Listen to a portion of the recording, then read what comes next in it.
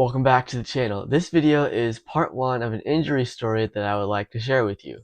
Recently, I did a ginger on high bar, and spoiler alert, it didn't go so well. But before we go any further, make sure to subscribe and leave a like on this video. Alright, let's get to it.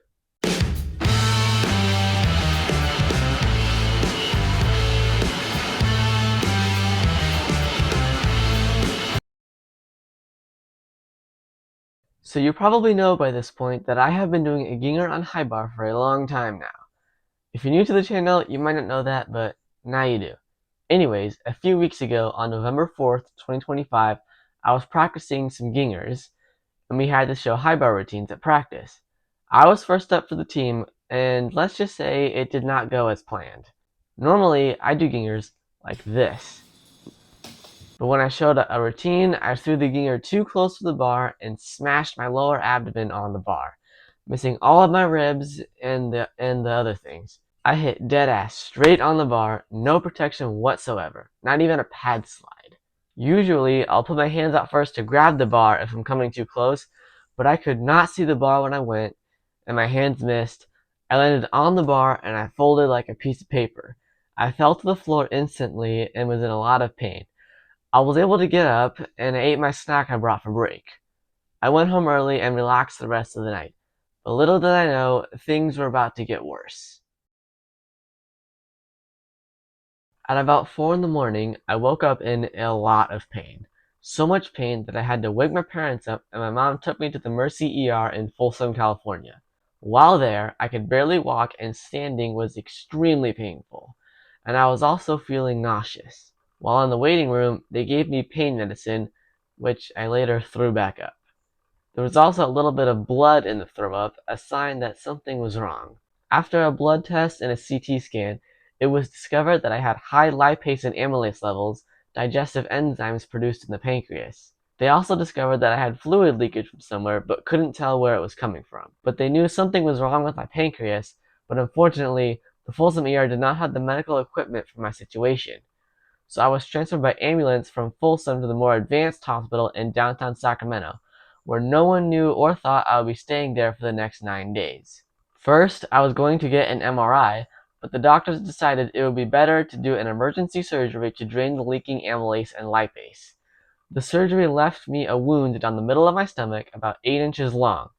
I also had nerve block to control the pain, as well as 2 drains right above my hips, and I had a long plastic tube going down my nose, aka NG tube, down my throat and into my stomach, which was the most annoying part for the following reasons. It made talking and basic communication and conversation difficult and painful, since the tube was always run on my vocal cords. Because of this, oftentimes I would communicate using ASL or written messages I would type with my phone. The tube also made sleeping super uncomfortable, and it irritated my throat constantly, and when I would cough, it didn't allow mucus to be coughed up easily. It felt really weird and uncomfortable.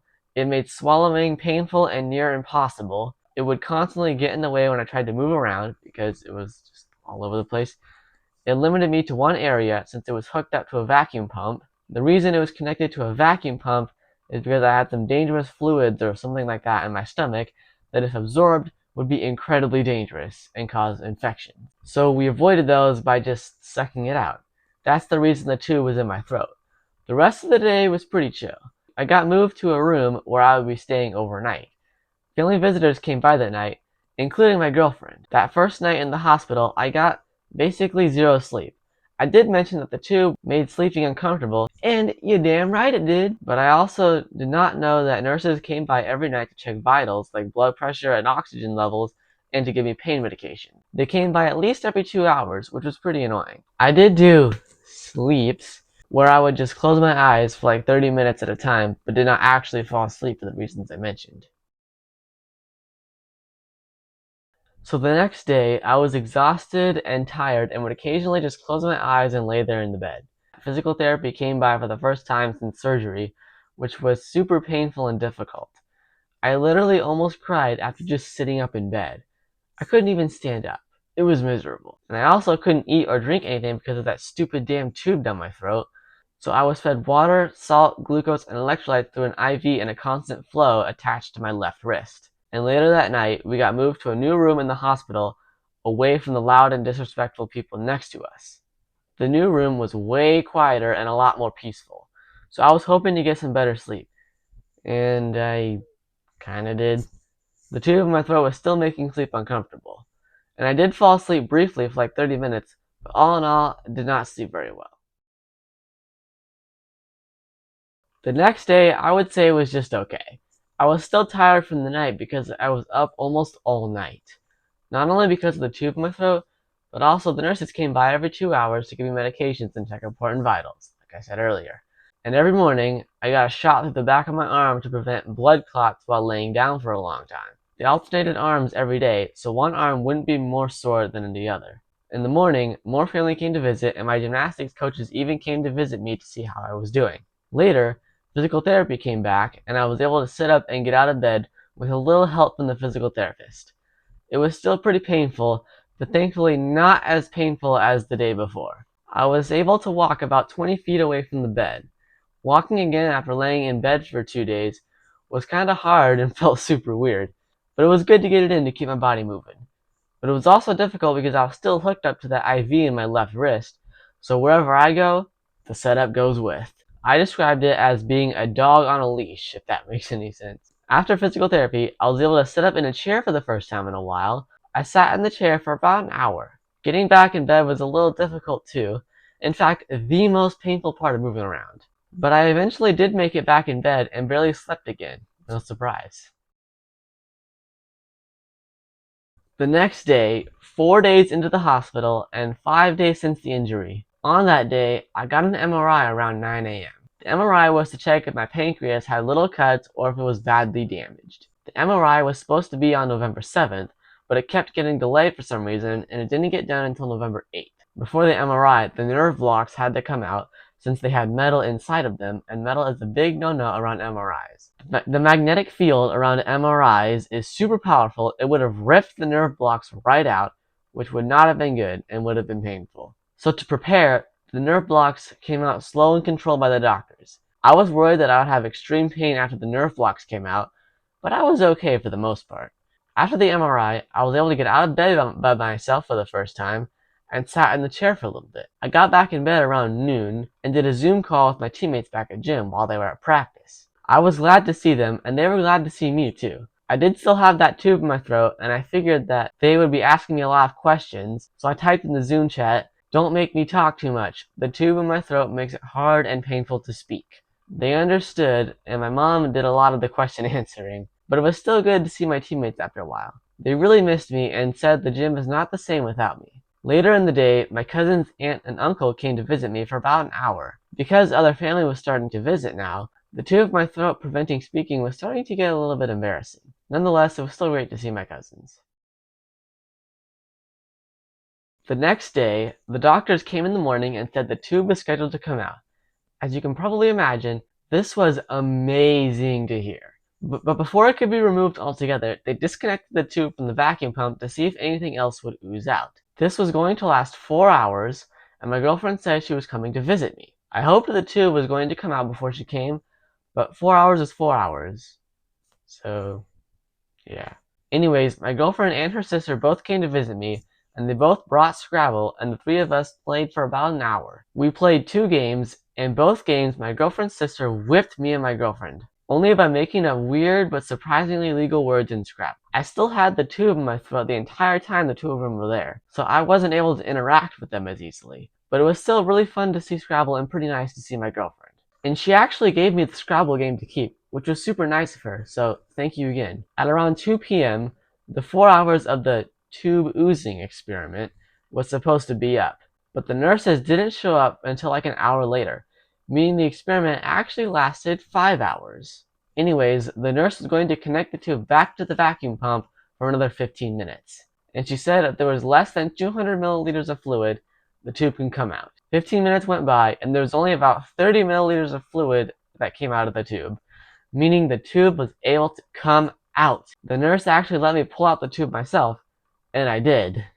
It messed with the gag reflexes on the way up, but it eventually came right out, never to return. The tube finally out felt amazing. I was beyond relieved.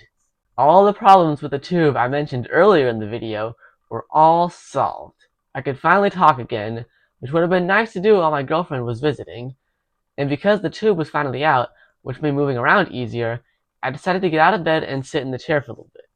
I sat in the chair for about an hour and a half and played some Sudoku. Now, I still couldn't eat or drink anything, but now that the tube was out, the nurses had me try eating a few small ice cubes. I did have one, and it felt so weird to chew something after not eating for 5 days. Soon after, it was time for bed, and with the tube being removed, I suspected I would have a much better night of sleep. And I did, except for the fact that the nurses came by every 2 hours to give me medications and check vitals. Between the nurses coming, I actually got really good sleep for once, and I actually even fell asleep. By the morning, I felt a lot more well rested than the previous days.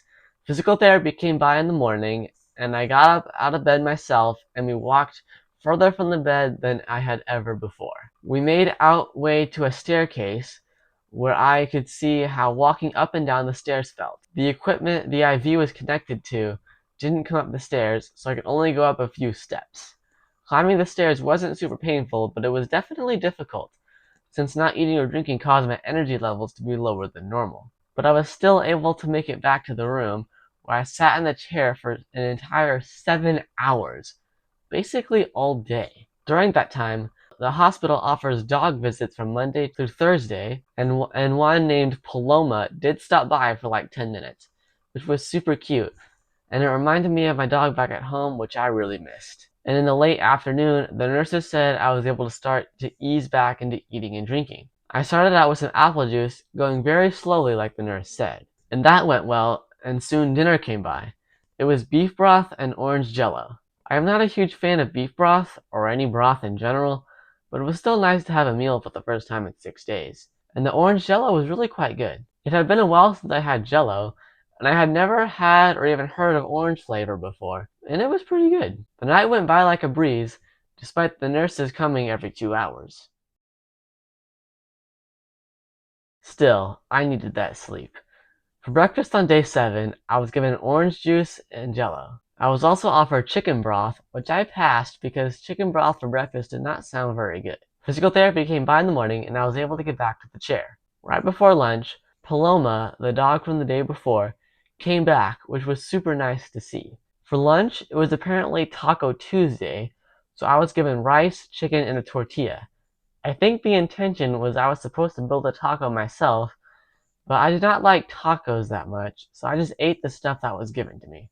After lunch, the nurse came by and took some blood and drained the side drains to test for amylase levels. More family came by, and then it was time for dinner. For dinner, I had chicken strips, mashed potatoes, pineapple, carrots, and milk, which obviously tasted amazing. The only thing I found disappointing was when I ordered chicken strips earlier that day, I predicted they would look more like chicken strips from burger restaurants.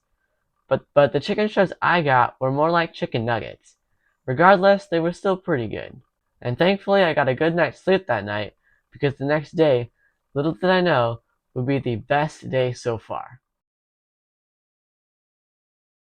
Breakfast on day 8 was by far the best breakfast I have ever had. I had pancakes, sausage, orange juice, and raisin bread. I know that doesn't sound like much, but that was the first actually good breakfast I had had in a long time, so I made sure to enjoy it. Physical therapy came by again that morning, and thankfully before that happened, the nurse came by and said I was drinking enough fluids to where I didn't need the IV anymore. This was amazing to hear, because we didn't have to carry it around with us wherever I went. The dog is off the leash. This made physical therapy super easy, and I was able to do 2 flights of stairs. Not 1, 2. Up and down. Later that day, my girlfriend came by and a teammate from gym came by too. I was given a lot of recovery gifts from my teammate and the rest of my team. When my girlfriend and teammate left, we were given news about possible discharge the next day on November 13th. On that morning of November 13th, physical therapy came by for one last test to make sure I was able to move around on my own comfortably before I left. After physical therapy, my mom needed to learn how to drain my drains and put bandaging on them because I had to go home with the drains. Luckily, before that, the drain on my right side was able to come out. So my mom was quite relieved to only have one drain to worry about, and I was glad to only have one drain to deal with at home. The drain coming out was quite a weird feeling. First, they had to cut the stitches that held the tube to my skin. That hurt like a bee sting. Not the best feeling in the world. Once the stitches were cut, they pulled the plastic tubing through my skin, which felt super weird, but thankfully not painful.